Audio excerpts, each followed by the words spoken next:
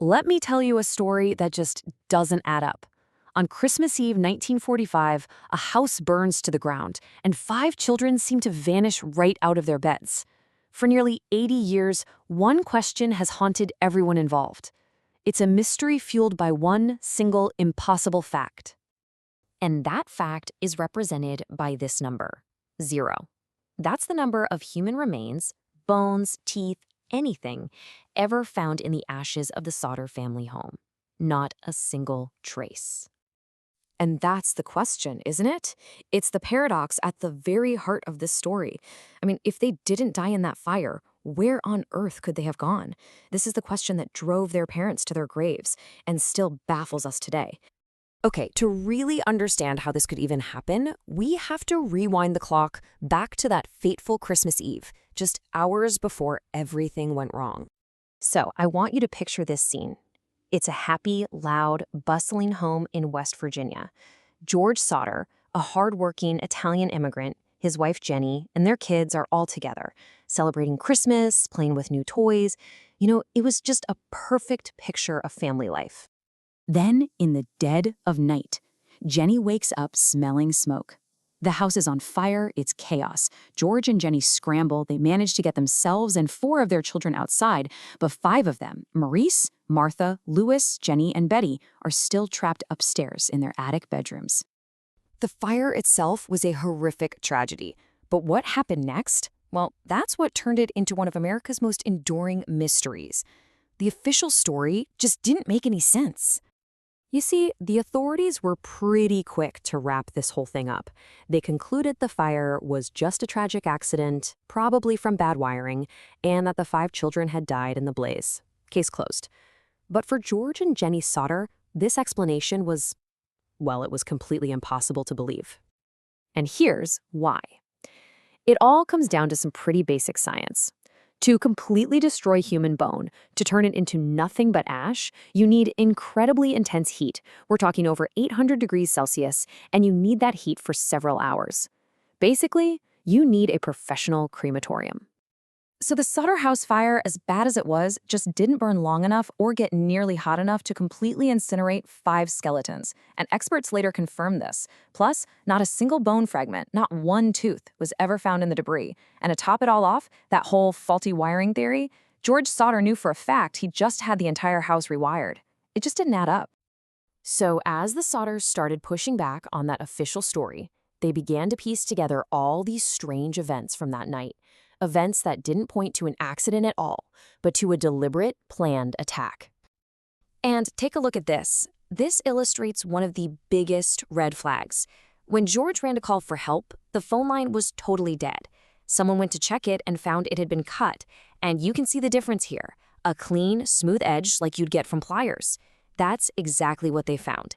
It wasn't an accident. And the phone line wasn't the only weird thing. When you lay out the sequence of events, it paints a really chilling picture.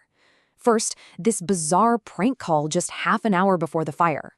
Then, when George tries to get his ladder to rescue the kids from the attic, it's gone. He always left it propped against the house, and now it's missing. It was found later in a ditch. Then, his plan B, his work trucks. Suddenly, neither of them will start. All of this feels way too coordinated to be a coincidence. The evidence that this was arson just kept piling up. A bus driver who was passing through town actually reported seeing people throwing what he called fireballs at the house.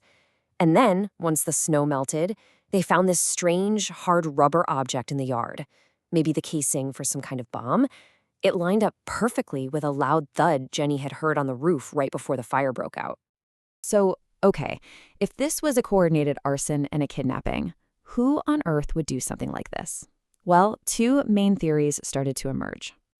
The first theory sounds like something right out of a crime novel. It points to an insurance agent who had been really aggressive trying to sell a policy to George. When George finally told him no, the agent apparently made this bone-chilling threat that his house would go up in smoke and his kids would be destroyed because of his anti-Mussolini talk. And that leads us to the second theory, which is all about George's background. See, as an Italian immigrant, he was very, very openly critical of the dictator Mussolini. And in a community that had known ties to the Italian mafia, those kinds of opinions could have easily made him a target. The thinking was, they took his kids to shut him up. Convinced now that their children were still alive somewhere, George and Jenny Sauter began a search that would become their life's mission. This timeline, it really shows you the sheer scale of their dedication. They just never, ever gave up. In 1952, they put up this massive billboard on the highway with the kids' pictures and a reward. It stayed there for almost 40 years, this constant public cry for help. They followed every single lead, no matter how small. And then, more than 20 years after the fire, a bombshell. In 1967, Jenny gets an envelope in the mail. Inside is a photo of a young man who looks shockingly like her son, Louis. And on the back is this cryptic message. Was it some kind of cruel prank, or was it a real message from their long-lost son? They even hired a private eye to track it down, but he took their money and just vanished. You just can't imagine the weight of all this. George died in 1969, still searching, still hoping. Jenny lived until 1989. For 44 years, every single day she wore black as a sign of her mourning. And on the site where their house used to be, she planted and tended a beautiful garden, a living memorial to her lost children. Decades have passed. The other Sauter children have grown old and had families of their own. And yet, the central mystery is exactly where it started all those years ago. To this day, nobody knows what really happened to Maurice, Martha, Louis, Jenny, and Betty Sauter. Officially, their death certificates say they died in the fire, but for their family, and for pretty much anyone who hears this story, their real fate is just a painful, unanswered question. So what do you think happened? Was it all just a horrific accident surrounded by some of the world's most bizarre coincidences? Or was it something far more sinister? A perfectly planned kidnapping, masked by an arson and covered up so flawlessly that the truth has stayed hidden for almost a century. The mystery continues.